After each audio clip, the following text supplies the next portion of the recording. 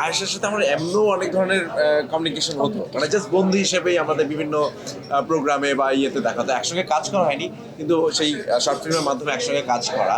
And এবার সংবাদের মাধ্যমে ওর সাথে আমার একসঙ্গে জুটি বাঁধা হলো।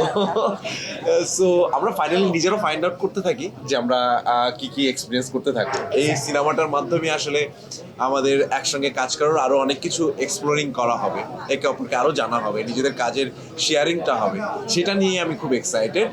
এবং আই থিঙ্ক হোপফুলি আমরা দুইজনই চেষ্টা করব আমাদের যে চরিত্রগুলো আমাদেরকে বিশ্বাস করে সোহেল আরমান ভাই আমাদেরকে যে এই চরিত্রের দায়িত্বগুলো আমাদেরকে দিয়েছেন, সেই দায়িত্বটা আমরা পরিশ্রমের মাধ্যমে পালন করব। বাকিটা দেখা যাবে আসলে সংবাদ যখন রিলিজ হবে, তখন আসলে বোঝা যাবে যে আমাদের দুজনের কেমিস্ট্রি কতটুকু দাঁড়ালো। সত্যি কথা বলতে আমরা দুইজনই যুক্তি করে আসছি, চরিত্র বিষয়ে কোনো রকম ব্রিফ দিব না, আমরা শুধু নামটা বলবো। আমার চরিত্রের নাম মনা, ওর চরিত্রের নাম রূপা।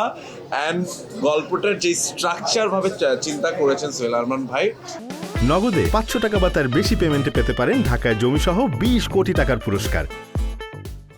আশা করছি দর্শক একটা সম্পূর্ণ নতুন সম্পর্কের গল্প, আমাদের চারপাশে এই গল্পগুলো এমন না যে হ্যাঁ আমরা একটা পিরিয়ডিক্যাল ড্রামা বলছি, বাট নট ট্রু ইভেন্ট।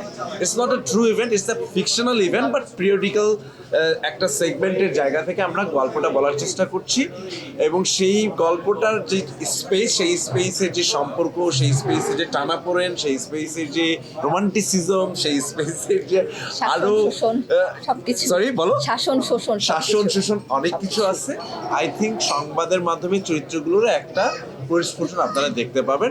আপাতত আসলে নিজেদের প্রয়োজনীয় আসলে গল্পটার একটা আকর্ষণ রাখার জন্য আমরা চরিত্রগুলোর অত আর ডিটেলস যেতে চাচ্ছি না, যেহেতু আমরাও চরিত্রটার ভিতরেও ঢুকতে চাচ্ছি। আমরাও একটু ফাইন্ড আউট করতে থাকি মনা আসলে কেমন, রূপ আসলে কেমন। ছোট্ট করে বলি, কারণ অনেক বড় প্রশ্ন।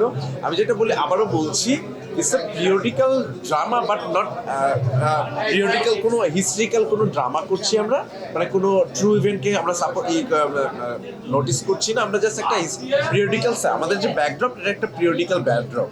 এইটা একটা অ্যান্সার। আর একটা অ্যান্সার যে আমরা প্রত্যেকেই যারা চরিত্র নির্মাণ করি, তাদের চেষ্টাটা থাকে যে চরিত্রটা হয়ে ওঠার। সবসময় হয় না, অনেক সময় আমরা ফেল করি, অনেক সময় সেটা হয়ে উঠি। আমরা সেই হয়ে ওঠার চেষ্টাটা থাকবে আমাদের এই চরিত্রগুলো করার সময়। ইরফান আছেন আজকে, উনি আমাদের সাথে বাকিটা সময় নাই, কিন্তু ইরফানের চরিত্রটাও যেরকম, আমার চরিত্রটাও যেরকম, আমরা সবাই সেই গল্পটা শোনার পরে চরিত্রের যতটুকু আমরা যেই ব্যাকড্রপ শুনেছি সেটাকে আমরা নির্মাণ করার চেষ্টা থাকবে। আমাদের প্রত্যেকেরই চেষ্টা থাকে, সেটা সামাকাব্য হোক, আমরা যে কোনো ধরনের কাজ করতে চাই না কেন। যেমন প্রসূন ভাইয়ের একটা কাজ করছে, সে করে ও নিশ্চয়ই ওই গ্রুমিংটা এবং ওই চরিত্রটা হয়ে ওঠার জন্য পারফেক্ট যে সাপোর্ট সিস্টেমটা থাকে, সেটা মিলে নিজের যে চেষ্টাটা, সেই চেষ্টা মিলে আমরা চরিত্রটাগুলো করার চেষ্টা করি। ইচ অ্যান্ড এভরি ক্যারেক্টার আমাদের কাছে ইম্পর্টেন্ট, এবং সেইটা বিলিভেবল করা, এবং বিলিভেবল করতে পারলে আশা করছি যে দর্শক সেটা পছন্দ করবেন এবং দর্শকের সেটা ভালো লাগবে।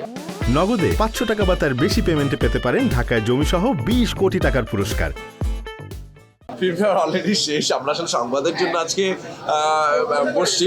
ছোট্ট করে বলছি, যে কোনো স্বীকৃতি বা আনন্দের যে কোনো পুরস্কার পেলে আমাদের কাজের ইন্সপিরেশন হয়। আমরা আমাদের দায়িত্ব আসলে বেড়ে যায়, বরঞ্চ স্বীকৃতি দায়িত্বটা বাড়িয়ে দেয়।